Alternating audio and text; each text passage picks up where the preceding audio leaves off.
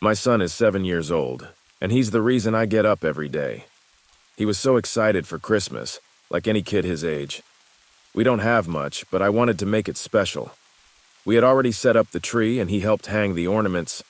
All I needed was to finish shopping for a few things for dinner.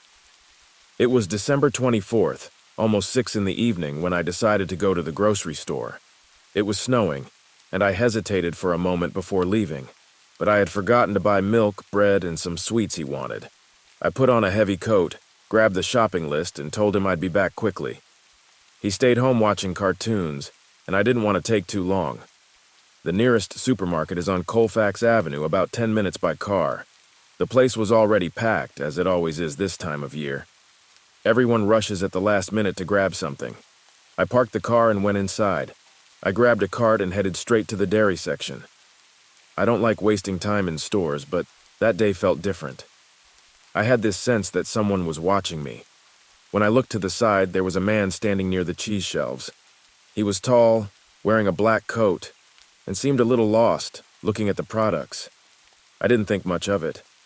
A lot of people rush through shopping and end up standing there trying to decide what to get. I kept moving, grabbing items from my list. First I went to the bread, then the drinks. Every aisle I turned into, I'd see that man again. He wasn't grabbing anything, just walking with his hands in his pockets. It started to bother me. He always seemed to be about 6 feet away. Then I thought, it's probably just a coincidence. The store's crowded and everyone's in a rush. But even trying to ignore it, my heart was racing. When I got to the candy section, there he was again. This time, he was standing on the other side of the aisle, pretending to look at some chocolates. He wasn't looking directly at me, but I could feel his gaze from the corner of my eye. That's when I decided to speed things up. I grabbed the last few items and went straight to the checkout. While the cashier scanned the items, I discreetly looked around. He was there, near the entrance, messing with his phone. I left the store with the bags in hand and went straight to my car. I always have a habit of locking the doors as soon as I get in, for safety. I put the bags in the back seat and sat in the driver's seat. As I was putting on my seatbelt, I saw through the rearview mirror that the man was leaving the store. He looked in my direction and started walking fast. I tried to stay calm. I just hit the button to lock the doors. He got close to the car and knocked on the window. I jumped in fright. He didn't say anything, just looked at me and tried to open the passenger door. When he realized it was locked, he just stood there, as if waiting for me to do something. At that moment, all I could think about was my son at home. I started the car and drove off without thinking twice. He stepped back and I left the parking lot almost skidding because of the snow. On the way home, I kept checking my mirrors to see if he was following me. I didn't see any similar cars, but the fear wouldn't go away. I got home about 15 minutes later. The street was quiet, with a few houses decorated with Christmas lights. I parked in front of the house and turned off the engine. When I went to grab the bags from the back seat, I looked in the side mirror and saw a car parking at the corner. It was a dark gray sedan, the same one I'd seen in the supermarket parking lot. I grabbed the bags and went inside as quickly as possible. I locked the door and went to the living room window. The street was calm, but the car was still there, parked. Snow was slowly covering the hood, but no one got out.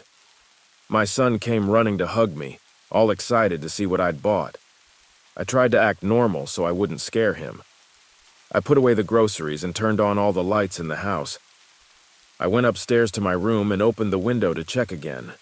The car was still there. The person inside didn't get out or move. I picked up the phone and pretended to call the police. I made sure to speak loudly, mentioning that I'd seen a suspicious person. That's when the car started moving. It turned the corner and disappeared.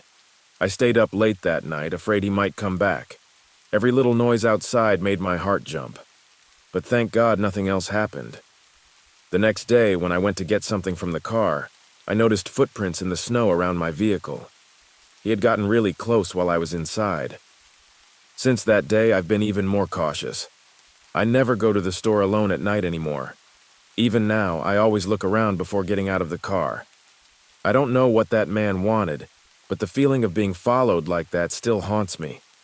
It's a reminder that you never know who's around, and the world can be much scarier than it seems.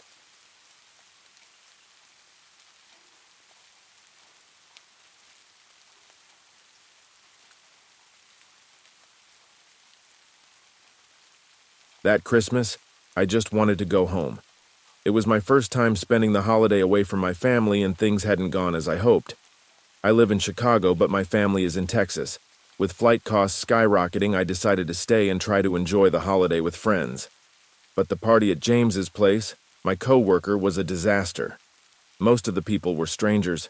I could barely keep up with the conversations, and after a while, I felt out of place. Around 11 p.m., I decided to leave. I had a drink or two, so I figured it'd be safer to get a ride through an app. It wasn't far, just about 20 minutes to my apartment, but with the freezing cold and snow-covered sidewalks, walking wasn't even an option. I requested the ride and got confirmation quickly. The app showed the driver was less than 5 minutes away. His name was Tomas. He was driving a silver sedan, and the license plate was listed on the app. Everything seemed fine. I put on my beanie, zipped up my coat, and waited outside, trying to ignore the wind cutting through my face. The car arrived exactly on time. It was a silver sedan, but I noticed the plate was slightly obscured by ice. I didn't think much of it. The driver rolled down the window, asked for my name, and confirmed the destination. His face was partly hidden in the shadows, but he looked like a man in his 40s, maybe 50s. Nothing suspicious at first glance. As soon as I got in, I felt something was off. The car was older than it looked in the app photo. There was a strong smell, like someone had been smoking recently, but it wasn't just cigarettes. It was a mix of tobacco and something chemical, maybe gasoline. The driver, however, was calm, almost too polite. He asked how my night had been and made a few comments about the cold weather. I don't like chatting much during rides, but I replied out of courtesy. A few minutes in, he made a right turn that wasn't on the route shown in the app. I glanced at my phone screen and saw the route indicated a straight shot through the main avenue, but he took a side street, almost deserted. It struck me as odd since it was close to midnight and there shouldn't have been much traffic. I opened my phone's map app to double-check, but the signal was weak. The snow and tall buildings sometimes interfere, so I couldn't verify anything.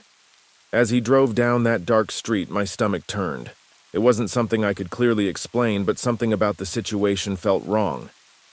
The way he glanced at me in the rearview mirror, almost sneakily, put me on edge. I tried to break the tension by asking if he'd been driving for the app long. He took a moment to respond. "Yes," he said, without elaborating. I kept watching the route, and suddenly, he turned into an industrial area. There were huge, abandoned warehouses with little to no lighting. That's when I knew something was off.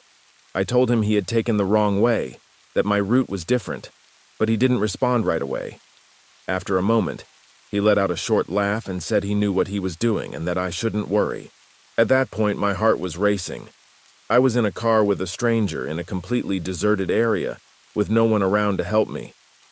The first thing I thought was to get out of the car, but he was driving fast, and I wasn't sure what might happen if I tried to jump. I pretended to take a call. I picked up my phone, put it to my ear, and started talking to an imaginary friend. The driver glanced at me in the rearview mirror but didn't say anything. I decided to take a risk. I told him I needed to stop because I had forgotten something with my friend. He laughed, a low, dry laugh, and asked if I was sure I wanted to get out there in the middle of nowhere. I didn't know what to say. He kept driving for a few more seconds, then stopped the car. When he stopped, he told me to get out. Without thinking twice, I opened the door and jumped out.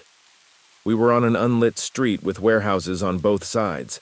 He stayed parked, the engine running as I walked away. My heart felt like it was about to explode, but I kept my head up, trying not to show I was scared. When I reached the corner, I looked back. The car was still there, but instead of driving off, he turned off the headlights. I didn't know what to do. I grabbed my phone and tried to call the police, but the signal was still weak. I kept walking quickly, not looking back until I heard the car engine start again. He was following me. I ducked into the first alley I saw, trying to lose him. I didn't know if he had gotten out of the car. After a few minutes, I found a side door to one of the warehouses that was open and slipped inside. The place was pitch dark, an abandoned storage facility filled with empty boxes and old tools. I hid behind a stack of crates, trying to control my breathing. I heard footsteps outside. They were light, as if someone was trying not to make noise, but the floor creaked with each step. I held my phone tightly, trying to send a message to a friend, but the battery died just as I opened the app. The footsteps continued, getting closer and closer. I held my breath, hoping he wouldn't see me. Suddenly, a loud noise came from the other side of the warehouse, like something falling. The footsteps stopped. Then I heard the sound of a car speeding off. I ran to a window and saw the silver sedan driving away at full speed. Only then could I breathe again. I waited another 20 minutes before leaving the warehouse and walking to a busy street. I managed to catch a cab and made it home safely, but the sense of dread stayed with me for days. The next day, I contacted the rideshare company to report the incident, but I couldn't get any information about the driver. The car apparently wasn't registered with the app. It was as if he never existed.